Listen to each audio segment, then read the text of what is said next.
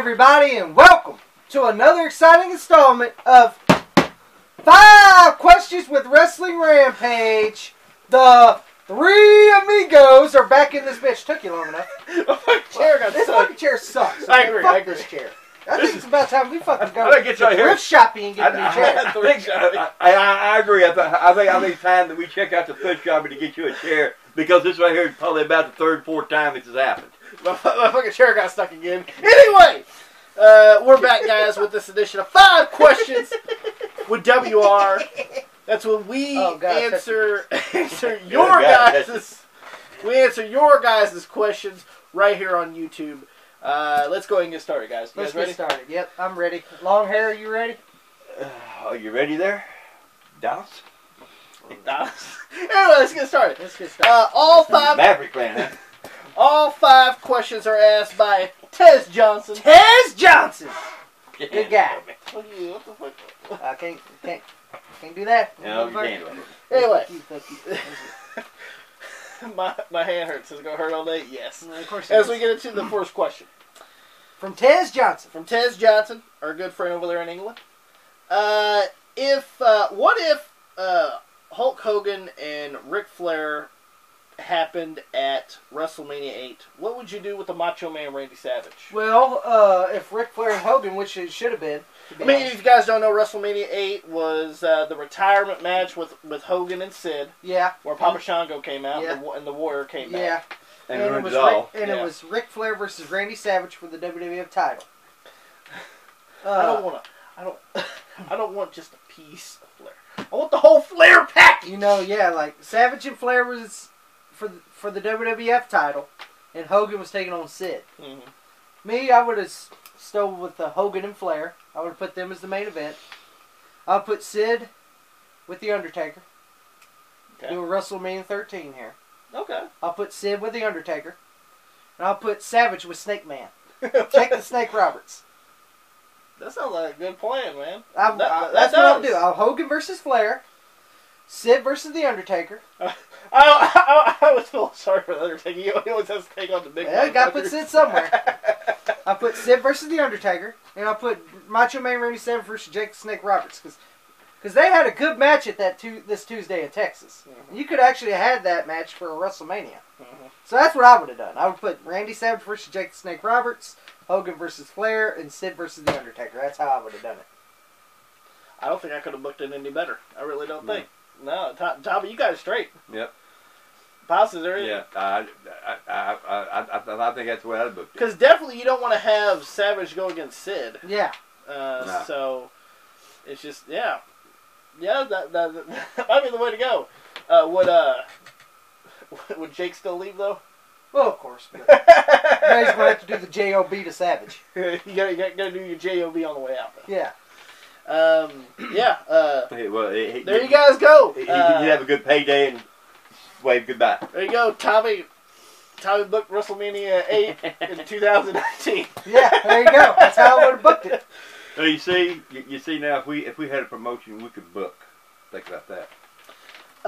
Next question. Do you think we will get a normal Survivor Series this year? Or are we going to see another Raw versus SmackDown? Is this another Tez Johnson question? Yes. Well, Tez, you're going to see another Raw versus SmackDown. Unfortunately, I'm tired of seeing it because SmackDown gets shafted every fucking Survivor Series.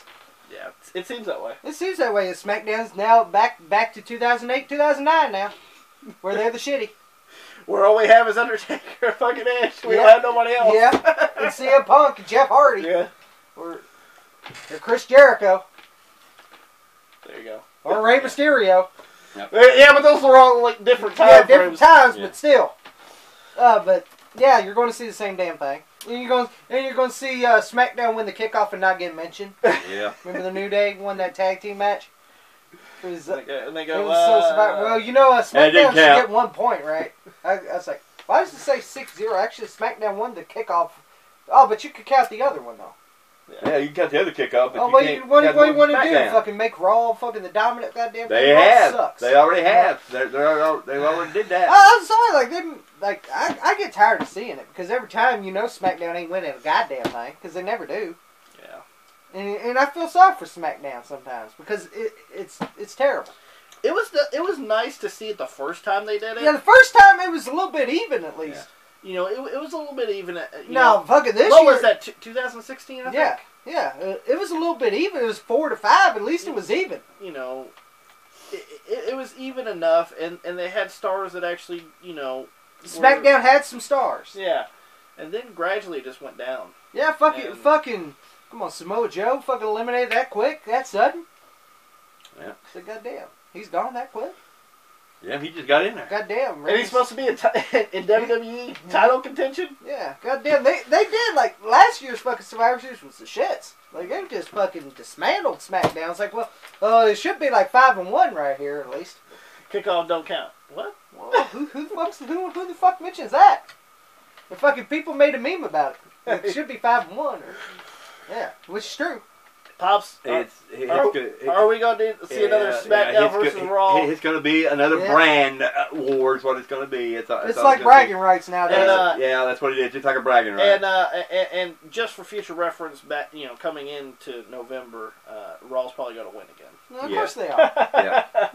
Raw wins everything. We're 3 hours. We also have the cruiserweights. Yeah, we're gonna win. We're gonna just make SmackDown a bitch again. Next question. Have you ever seen a ghost? Nope, I have not seen a ghost. I haven't either. Now, it's not that I don't believe in ghosts. Yeah, I haven't seen one. Yeah, and I'm the it ain't like I don't believe in ghosts. It's just I haven't seen one. And my thing is, I got to believe it. Well, that's like me. I got to see it to believe it. Yeah, I got to see it to believe it. If I physically don't see it myself, then I just won't believe any of it. Pops, have you seen a ghost? I ain't seen no ghosts, but I have had things happen to me, and I've seen things happen to my brothers that shouldn't have normally happened. Right now, I'm just going to say one that happened to me. After their mother passed away, I was sitting in the computer chair. You got to understand that there was no air nowhere, and I felt somebody like come around and lift my hair up because my hair actually moved. Just like somebody come around, took their hand and lifted it up. Now, their mother, when I was younger, I had long hair when me and her were dating, and she always had this knack to come around behind me and flip my hair like that right there, and it just felt just like that right there. I mean, that is what I felt. I don't know if it was her, but it sure felt like it. And I've never seen her. I wish I could, because it would scare me because she never hurt me when she was alive. So people has got this facade, that they're afraid of ghosts. Well, I have the furniture, if you've been around somebody for so many years and they pass, and they never hurt you while they're living, why would they want to hurt you when they're dead? There you go. That's my story. Yeah, we didn't ever tell you that our mother passed away. So. Yeah, well, I mean, some people that maybe know us better might know it, but yeah, she passed away September 2nd of 2008. She was 40 years old, in her 40s. She was 45. She was 45. Here's the thing about it, the kids, I told the kids about it. I met their mother when she was still in school. it was a kind of it was kind of awkward. Let's go ahead and get to the next question. I'm ready. Thoughts on Drew McIntyre, which is Tez Johnson's man. Oh. He's a big Drew McIntyre fan. Yeah, he's a big Drew McIntyre fan. He says, thoughts on Drew McIntyre being the first UK wrestler to become WWE champion. He hadn't become WWE champion. Well, I guess Tez is hoping he's going to be WWE champion. Are you hoping, Tez? Because he hadn't become WWE champion. And here's the thing, Tez. You remember 2009, 2010? Vince, he's going to be a future world heavyweight champion, Drew McIntyre. I'm still waiting for that. Vince even gave his approval. Yeah, Vince gave his approval that he was going to be a future world heavyweight champion, which he never came through. And I like Drew McIntyre, I really do. And he was NXT champion, Tez. Maybe you like that. I like Drew McIntyre, but I don't like him being paired with fucking Bobby Lashley and Baron Corbin. Like, why the fuck is he paired with these guys? This is the thing about him is like ever since he came to the main roster, he's been with people. He's been fucking put with people. He was put with fucking Dolph Ziggler. Now he's put with Baron Corbin and Bobby Lashley. Like, he don't need to be put with any fucking body. Like, Drew McIntyre has fucking talent. Unlike some of these people like Bobby Lashley, who has zero. And I'm sorry, Bobby Lashley's always sucked to me. And Baron Corbin, I don't like the way his gimmick is now, where he's wearing the goddamn vest and shit like that.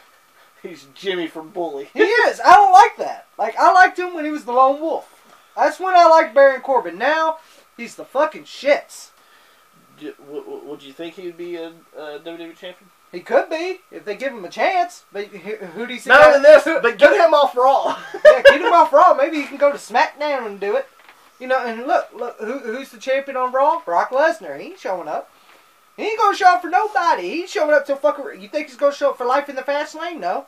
Life in the Fast Lane. He ain't coming till fucking WrestleMania. Yeah. Of course he showed up for a little bit just to F5 Seth Rollins and never been seen since. You know. That's how that build-up for WrestleMania 35 ends. Just Brock Lesnar shows up F5 Seth Rollins. That's our build-up there, Vince. I ain't coming back. Drew McIntyre. Who? Tez Johnson. Ted, I'm gonna tell you short and sweet about how I feel about it. That's what you're doing. You're hoping. That's like me hoping to win the lottery. So you know, when I buy a lottery ticket, I think this is it. This is it. Well, but here's what you're saying. Probably every time you see him on TV, he's gonna get a shot. He's gonna get a shot. Well, no, it's not gonna happen. Yeah, I mean, they have a shot if maybe they get him off Raw and goes to SmackDown, and because I mean, Lesnar's dominating the playing field. Yeah, that's how they ain't gonna be seen till WrestleMania. And thank God, I hope he loses it. And here's the thing, you know, you're working for McMahon, and any kind of the shit that he's gonna put you in, you're either gonna do or he shows you the door. So you either do it or you don't eat. Last question asked by Ted Johnson, but we do have a bonus question. All right. But who would Triple H go with during the invasion angle? Team WWF or with his wife Stephanie for the Alliance? Well, Tez Johnson, in my opinion, he's probably glad he got a quad tear. Yes, I agree. He was hoping that would happen.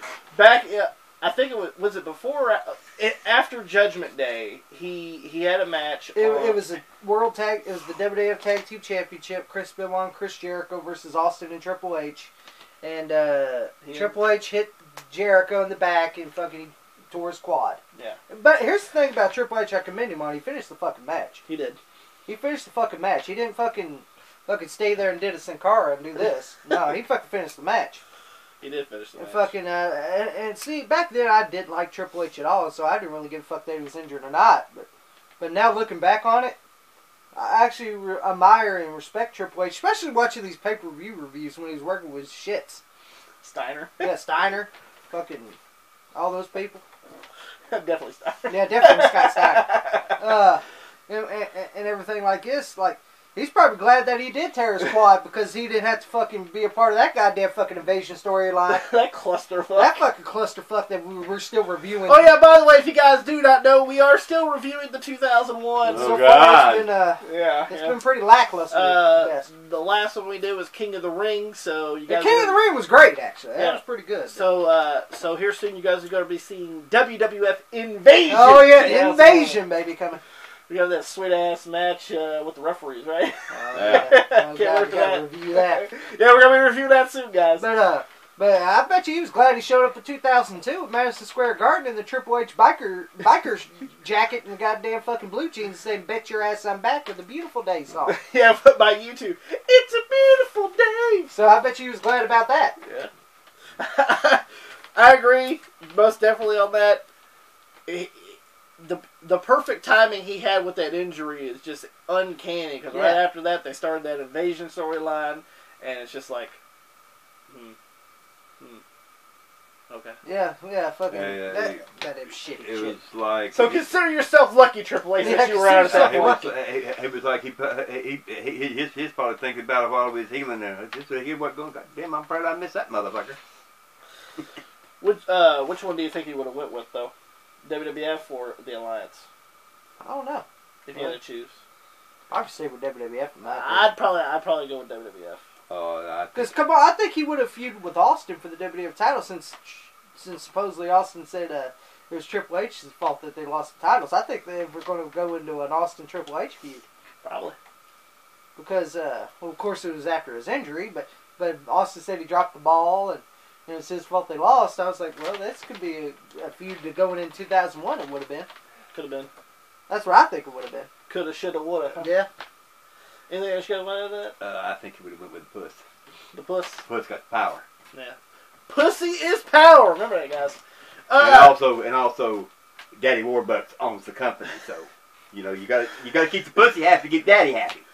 Give us the line, Tommy. The Scott Hall line. Daddy Warbucks, you get his money yet? As we get into the last question, which I don't have written down, I actually have it burned in my memory right now. It's asked by T&Q Ponder and just happened recently. T&Q Ponder. As you guys know, if you guys don't know, King Kong Bundy just passed away. Yeah. Yes. This we're filming about a day after his passing, so this might be a couple days old by the time you guys see it. But King Kong Bundy just passed away, and thoughts on him, and is there any memories of King Kong Bundy? Yeah, I have some thoughts on King Kong Bundy. I remember his WrestleMania 2 WWF title match in a steel cage with the great blue cage, which I love that cage. Yes. Against Hulk Hogan, and probably the WrestleMania 3 when he squashed the midget. Mm-hmm. Yeah. And I remember him in that shitty $1 Million Corporation in Yeah. 94, 95. With the 5 count? Yeah.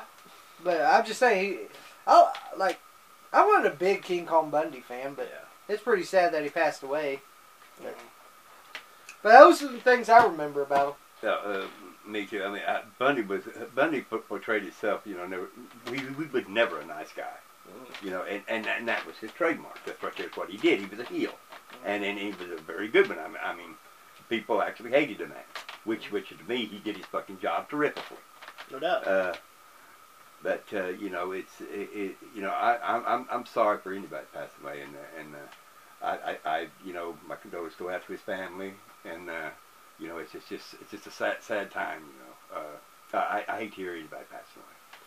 I agree, and I was never a King Kong Bundy fan. I just never liked him. It had nothing to do with him personally. It's just I wasn't a big fan. I just wasn't a fan. But that doesn't excuse of his passing. Because he was a big name for what he was.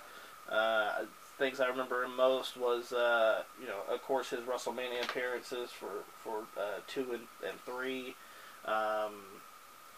Like you said, the shitty $1 Million Corporation. Yep. And another one that comes to mind is when he had the retirement match with Fritz. Oh, yeah. Yeah. And probably another one I mentioned is when he was on Married with Children. Yeah. Yeah. I remember that too. We take out Bud as the bee. Yeah, I remember that when he was on Married with Children. But put his head right through the Bundy door and said, "We're here." Yeah. And the thing, he was the only person that would do that. He didn't want the 3 count. He wanted the 5 count. Those are just some thoughts on King Kong Bundy.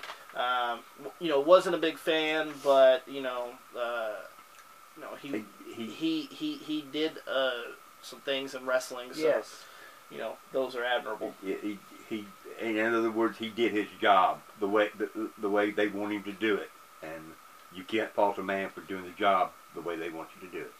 And if you guys enjoyed this edition of 5 Questions, give us a thumbs up. Don't forget to share it all on social media, or give us a thumbs down if you're a jackass. Yeah, if you're a fucking prick. We mostly get thumbs down from people. Well, mostly thumbs up, but there are people that give us the thumbs down. You know, the AEW marks out there. The fucking ones that are pissed off all the time. Because we are the official AEW hater channel. Yeah, that's what people say. So, if you guys do that, throw don't some forget. love, no baby, throw some love. Yeah, if you guys enjoyed it, give us that like because you know it helps us along the way. Also, like us on Facebook, facebook.com/WrestlingRampage2. Follow us on Twitter at WrestleRampage. Don't forget to hit that subscribe button for more great videos coming to you each and every day, daily, right here from one of the best damn wrestling YouTube channels going today, Wrestling Rampage. Tommy, take it away. If you don't subscribe right here to Wrestling Rampage, then I guess your punk ass just don't know wrestling.